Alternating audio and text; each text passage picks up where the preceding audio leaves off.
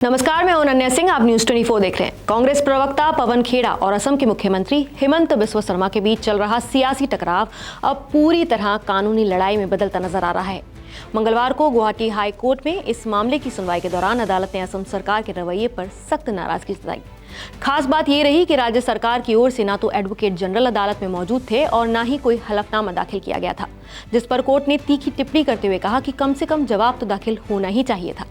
इस घटनाक्रम ने राज्य सरकार की स्थिति को असहज कर दिया है। दरअसल ये मामला पवन खेड़ा की अग्रिम जमानत याचिका से जुड़ा है, जिस पर सुनवाई के दौरान वरिष्ठ वकील अभिषेक मनु सिंघवी ने उनका पक्ष रखा। सुनवाई के दौरान अदालत ने सरकार की तैयारी पर सवाल उठाए, जिससे कोर्ट का माहौल गर्मा गया। कोर्ट ने स्पष्ट निर्देश दिया कि राज्य सरकार अगली सुनवाई से पहले अपना पक्ष हलफनामे के जरिए पेश करे। अब इस मामले की अगली सुनवाई 28 मई को तय की गई है। सुनवाई के दौरान सिंघवी ने मुख्यमंत्री के सार्वजनिक बयानों पर भी सवाल उठाए। खेड़ा की ओर से आरोप लगाया गया है कि अदालत से नोटिस मिलने के बावजूद मुख्यमंत्री विवादित टिप्पणियां कर रहे हैं। इस पर सिंघवी ने कोर्ट से ऐसे बयानों पर रोक लगाने की मांग की। आपको याद दिला दें कि ये पूरा विवाद 5 अप्रैल की उस प्रेस कॉन्फ्रेंस से शुरू हुआ था, जिसमें पवन खेड़ा ने मुख्यमंत्री की पत्नी रिंकी भूया शर्मा पर गंभीर आरोप लगाए थे।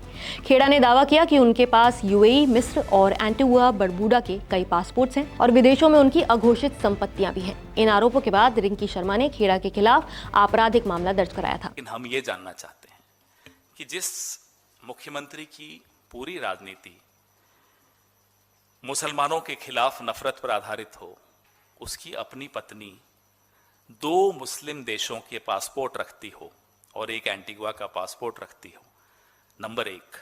नंबर 2, हम ये जानना चाहते हैं क्योंकि भारत के कानून के हिसाब से आप ड्यूअल सिटीजनशिप यानी कि दोहरी नागरिकता नहीं रख सकते। हम ये जानना चाहते हैं कि क्या रिंकी भूया शर्मा भारत का पासपोर्ट भी रखती हैं? दूसरों को तो नसीहत और खुद मियां फजीहत। दूसरों के लिए कहते हैं ये वहां का, ये पाकिस्तान, ये बांग्लादेश, और खुद अपने घर में तीन पासपोर्ट आपकी धर्मपत्नी के हैं। इसी बीच असम पुलिस को ट्रायल कोर्ट से भी झटका लगा है। गुवाहाटी की मजिस्ट्रेट अदालत ने खेड़ा के खिलाफ गैर जमानती वारंट जारी करने की पुलिस की मांग को खारिज कर दिया। अदालत ने सख्त टिप्पणी करते हुए कहा कि वारंट की मांग केवल अनुमानों और अटकलों पर आधारित है, जो कि पर्याप्त आधार नहीं बनता।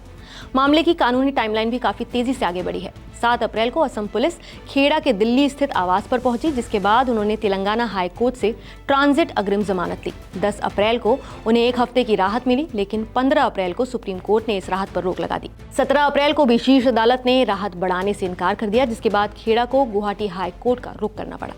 अदालत में हुई लंबी बहस के दौरान खेड़ा की ओर से कहा गया कि उनके देश छोड़कर भागने का कोई खतरा नहीं है और गिरफ्तारी की कोई आवश्यकता नहीं है। वहीं असम सरकार की ओर से इसका कड़ा विरोध किया गया और कहा गया कि मामला केवल मानहानि का नहीं, बल्कि कथित तौर पर जालसाजी और धोखाधड़ी से भी जुड़ा है, इसलिए गिरफ्तारी जरूरी है।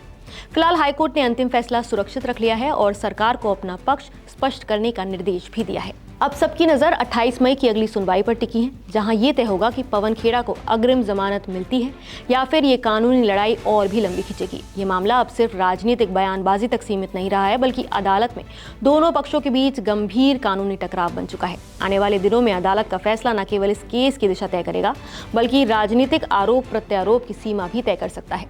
आप इस पूरे मुद्दे पर क्या कहेंगे, हमें कमेंट करके अपनी राय जरूर बताइए। नमस्कार, मैं हूं मानक गुप्ता। अगर आपको हमारा ये वीडियो पसंद आया हो तो इसे लाइक और शेयर जरूर करें, और हाँ, हमें सब्सक्राइब और फॉलो करना ना भूलें, ताकि आप देश और दुनिया की कोई खबर मिस ना करें। तो जुड़े रहिए हमारे साथ और देखते रहिए न्यूज़ 24।